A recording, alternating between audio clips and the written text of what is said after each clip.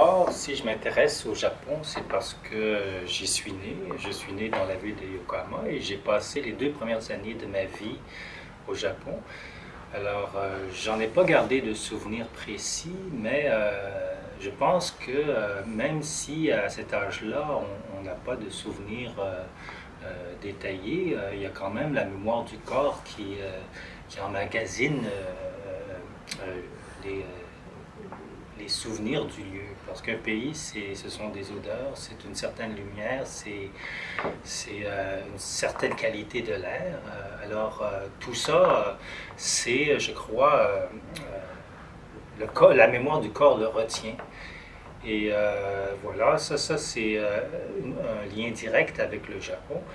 Et pendant 30 ans ensuite, j'ai vécu au Québec. J'ai pas eu de contact en tant que tel avec le Japon.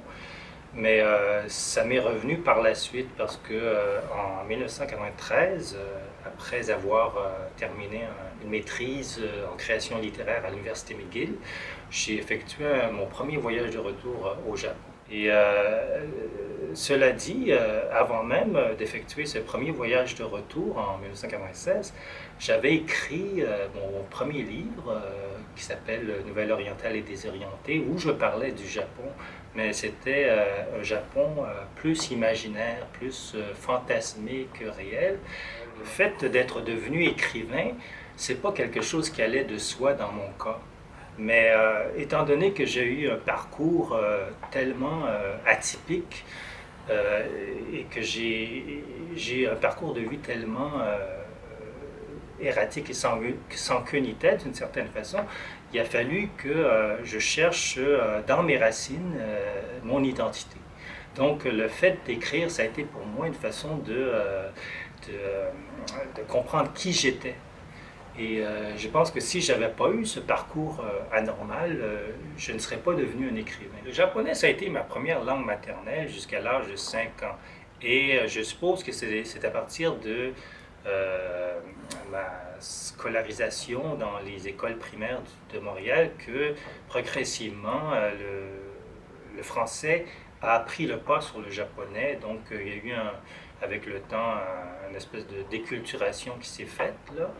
Et ça a été difficile de recouvrer la langue japonaise.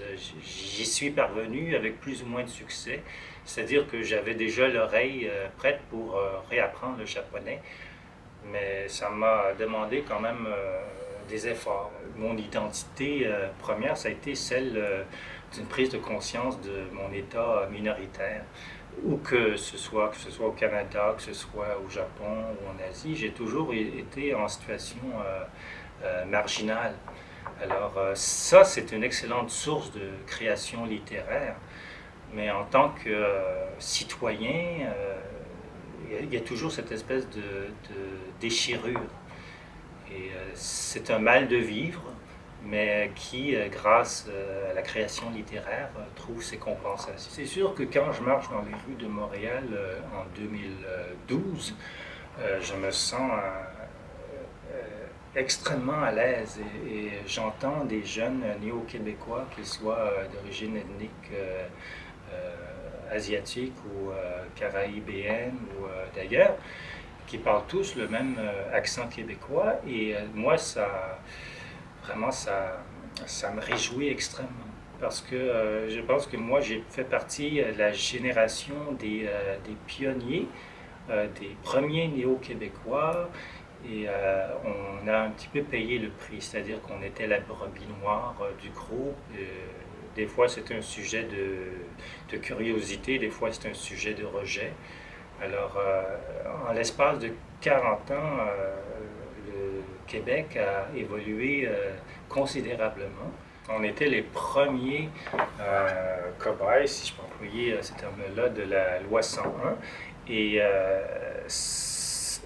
mais on était vraiment la minorité.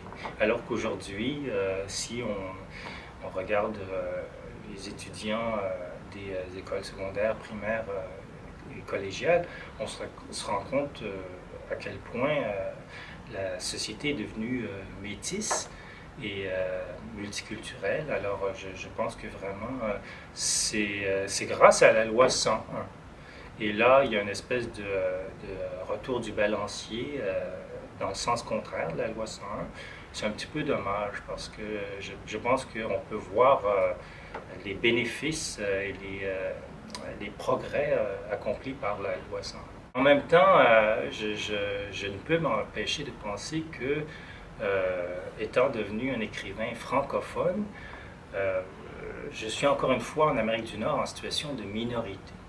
Mais encore là, c'est peut-être pas mauvais pour la création littéraire parce que plus on est du côté de la minorité, plus je crois qu'on est à même d'acquérir une sensibilité universelle qui nous permet d'identifier avec d'autres minorités. Alors qu'une majorité va toujours se prendre pour centre du monde et elle aura toujours moins d'empathie pour les autres groupes. Alors dans ce sens-là, c'est un petit peu une épée à double tranchant. S'il y a un rapprochement qui peut se faire entre le Japon et le Québec, ça va se faire à travers un métissage culturel.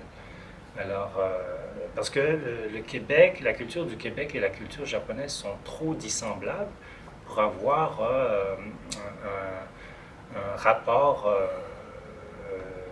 de proximité comme le Canada et les États-Unis. Donc, je pense vraiment que c'est en se fréquentant l'un l'autre qu'on va pouvoir créer des nouveaux amalgames de culture et c'est ça qui va... Parce qu'il faut un dénominateur commun pour intéresser un marché. Et si on le trouve dans le métissage culturel, je pense que ça va naturellement les orienter aussi vers l'autre, vers ce qui est différent.